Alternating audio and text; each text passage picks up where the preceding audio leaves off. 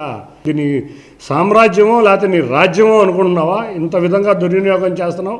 ఎక్కడైతే ప్రజాధనం దుర్వినియోగమైందో వీళ్ళందరి దగ్గర నుంచి వీళ్ళ సొంత డబ్బులతో ఇది కక్కిచ్చే విధంగా చట్టాలు చేయాలని కోరుకుంటున్నాం.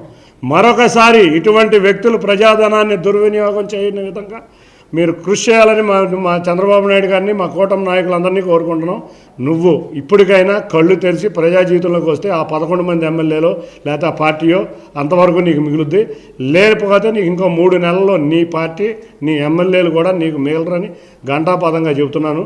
నీ బ్రతుకే ఒక ప్రజా జీవితాల్లో మోసం చేయటం, ప్రజల యొక్క సొమ్ము దోచుకుంటాం, వీటి అన్నిటినీ కక్కిస్తుంది మా ప్రభుత్వం. నువ్వు చేసిన దుర్మార్గాలు, నీ ప్రభుత్వంలో కొంతమంది అధికార దుర్వినియోగం చేసిన విషయాలు, కొంతమంది మంత్రులు అధికార దుర్వినియోగం చేసి ప్రజాధనాన్ని లూటీ చేసిన విధానం, అంతేకాకుండా ఎన్నో అక్రమంగా